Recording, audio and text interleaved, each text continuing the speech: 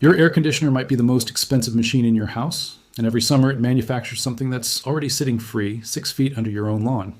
Down there, right now, it's sitting around 55 degrees. Not today, not this heat wave. Every day, all year in most of the country. The professionals already tapped that cold. Buried brine loops feeding systems the EPA calls some of the most efficient heating and cooling technology that exists, installed for $10,000 to $30,000.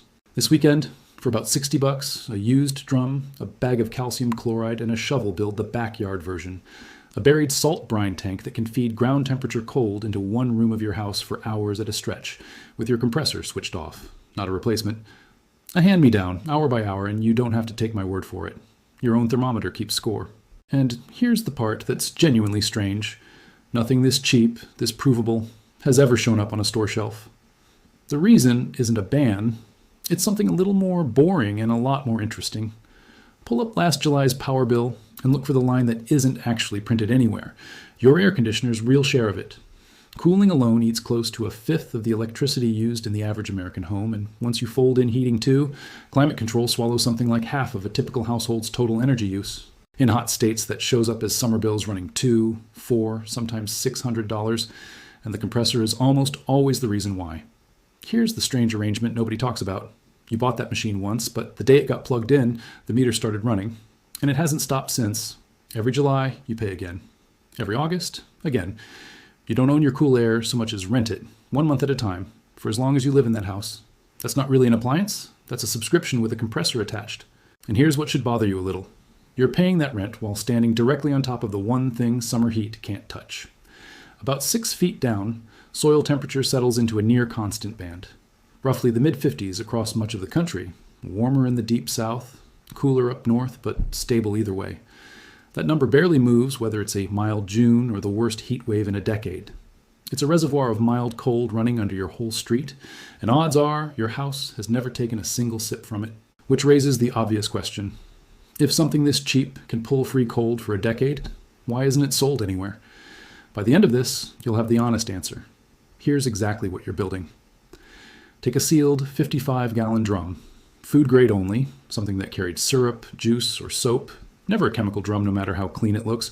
Fit it with 2 bulkhead fittings, fill it with a calcium chloride brine, and bury it at real depth in the yard. 2 lines of poly tubing run from the tank into the room you're defending. A small pump, barely bigger than your fist, circulates that brine up through a scavenged car heater core with a quiet fan behind it. Warm room air blows across the cold core. The brine carries that heat back down into the tank, and the surrounding earth quietly absorbs it. Cold goes up, heat goes down, and the ground just keeps taking it. The whole thing runs about $60, give or take, since drums and junkyard parts vary. A used food-grade drum, roughly $10 to $25. Poly tubing, $10 to $15. A junkyard heater core or small fan coil, another $10 to $15. A small USB or solar-powered pump, about $10. Fittings and clamps, $5 to $8. And around $8 of calcium chloride, the salt that turns plain water into genuine antifreeze brine and lets the tank survive a winter underground without cracking. Stop running your AC all day doesn't mean stop owning one. On the room this tank defends, on a normal summer day, the compressor can sit idle for hours at a stretch. The afternoon slump, the overnight, big stretches of a workday, because the tank is quietly carrying the load instead. On the worst heat wave days, you'll still want the AC, and I'll say that again before we're done, because on this channel, the honest limits are part of the product. If you caught this smaller ground loop build from a previous video, you'll recognize the core idea, and you'll also recognize its one real limitation. A buried loop only pulls cold as fast as the surrounding soil can resupply it, and the soil right next to the pipe warms up as you use it, needing time to recover. That's why a small coil lives on a strict rhythm of run, rest, recover. The tank attacks that limit 2 ways. First, shear surface area. A 55-gallon drum has far more skin in contact with the earth than a length of tubing, so it drinks the ground's cold faster and spreads its own heat over more soil, which slows how fast that soil saturates. Second, and this is the real upgrade, the tank itself is a reservoir. It holds somewhere around 450 to 470 pounds of brine, and every pound of it starts the day already at ground temperature. Cold that's been banked overnight, waiting. When the afternoon heat peaks and you flip the pump on, your first hours of cooling come out of that stored bank, and the surrounding soil only has to keep pace with the refill, not supply everything in real time. It's the difference between drinking straight from a stream and carrying a full canteen that the stream just tops off. The honest ceiling is still there, the canteen empties, the nearby soil still warms under heavy use, and rests still matter. You've stretched the cycle a lot. You haven't eliminated it. Count it honestly, room by room. Overnight in a bedroom is where this shines, since outdoor temperatures collapse after dark and the ground loop runs deepest, often carrying a closed, defended bedroom through most of a summer night with the compressor off completely. That's 6 to 8 hours reclaimed while you sleep. Through the afternoon, in an office or living room, the tank's stored cold lines up almost perfectly with the 2 to 6 p.m. peak, exactly when electricity is priciest and the compressor works hardest. In a garage, shed, or workshop that never had ducting to begin with, the tank isn't a backup. It's the first real cooling that space has ever had. Stack it with the rest of a home's passive cooling habits, blinds closed by day, a night air flush at dusk, dehumidifying in a humid climate, and the honest picture is this. On most days, the compressor's job in that one room shrinks down to just the worst stretch of afternoon. Sometimes nothing at all. The physics underneath this is the same physics utilities take seriously. Ground source heat pumps are considered by the EPA among the most efficient heating and cooling technology available, commonly running at roughly 3 to 4 times the efficiency of a standard system, because moving heat through fluid and earth beats fighting it through air. The buried pipe in these professional systems is durable enough that manufacturers sometimes back it with multi-decade warranties. Shared ground loop neighborhoods already exist in parts of Texas, cooling homes through brutal summers on a common buried loop. Finland leaned hard into ground source heat pumps for new homes in the 2000s, at one point making them the single most common heating choice for new detached houses in the country. None of this is fringe. Your drum is the backyard version of an award-winning machine, which sharpens the real question. If the reservoir is proven and the tap costs $60, why has no store ever sold it? Before that answer, the honest limits stated flat. The canteen empties and the soil around the drum warms under heavy use. Run this in blocks, not marathons. On genuine heat wave days, the tank takes the edge off and the AC finishes the job. This isn't a full replacement, it's a partnership. It defends one room with the door closed, not a whole house. Whole house claims belong to the actual $10,000 to $30,000 system. It's real labor. Giving the drum 4 feet of cover minimum, 6, where your back and soil allow, means serious digging, possibly a rented auger or a hired hour of mini excavator.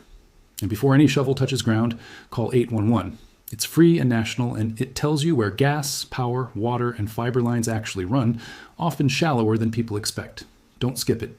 One more safety note worth being blunt about.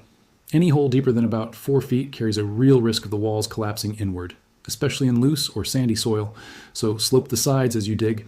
Don't let anyone climb down into an unsupported pit. And if you're renting an auger or excavator, follow its safety guidance. And when mixing the calcium chloride brine, wear gloves and avoid splashing it in your eyes. Dissolving it releases real heat, and it's an irritant, not something to handle barehanded. So why has nobody ever sold this? Walk it through the usual gates any product has to clear. Nobody can own it. It's a used drum, hardware store tubing, a junkyard part, and pool salt, with no patent to license and no brand to build. There's no safety certification pathway for a backyard drum of brine, so no inspector signs off on it, no insurer covers it, no appraiser assigns it value. With no product, there's no retail aisle, no ad budget, no installer network telling anyone it exists. And here's the part that matters. The professional version of this same idea clears every one of those gates. It qualifies for a federal tax credit, gets installed by certified networks, and gets financed by banks. Its $60 cousin doesn't fail on physics. It fails on paperwork. It generates no invoice for anyone, so it never entered the system that surfaces products to you in the first place. That's not a conspiracy. Nobody banned a barrel of salt water. It just never had anyone whose job it was to sell it. Here's the actual weekend. Days before you dig, you've already called 811, and the utility flags are standing in your yard, and you've scouted the shortest sensible path from a diggable spot to the wall of the room you're defending. Never dig without those marks. Morning one is the hole itself, giving the drum at least 4 feet of cover, deeper if your soil, back, and rented equipment allow, since shallow burial is where these builds usually disappoint. That afternoon, prep the tank. A rinsed, inspected food-grade drum, 2 bulkhead fittings in the lid, a dip tube reaching near the bottom for your draw line, a shorter return line near the top, and a pressure test with plain water on the grass before anything goes in the ground. Fix leaks up here, not after burial. Set the drum, run both lines toward the house with a gentle continuous rise so trapped air can escape, and backfill in tamped layers so the soil hugs the steel with no air gaps. The next morning, handle the room side. Lines entering low and insulated the whole way, the heater core mounted with its fan and a drip pan underneath, the pump somewhere reachable. That afternoon, mix the calcium chloride brine carefully, fill the loop, and purge it until it runs solid with no air bubbles. Then set the pump to a gentle flow and let the first ground-cool air roll across that core. So, what did you actually build for $60 in a weekend of real work? A quiet machine under your lawn with no meter attached to it, drinking from ground that no heat wave has ever touched, and handing your defended room back real hours every summer day that the compressor used to own. The limits are real. One room, working in blocks, still leaning on the AC during the worst stretches, and that honesty is the whole point. The professional version of this idea earns federal incentives and costs tens of thousands of dollars. Yours costs $60, taps the same reservoir, and does an honest share of the same job for years afterward.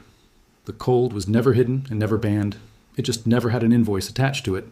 And it turns out that's the closest thing to invisible a good idea can get. If this is the kind of thing you want more of, a little more self-sufficiency, a little less dependence on a meter, there's a whole channel here doing cooling the honest way. Hidden Fix Lab.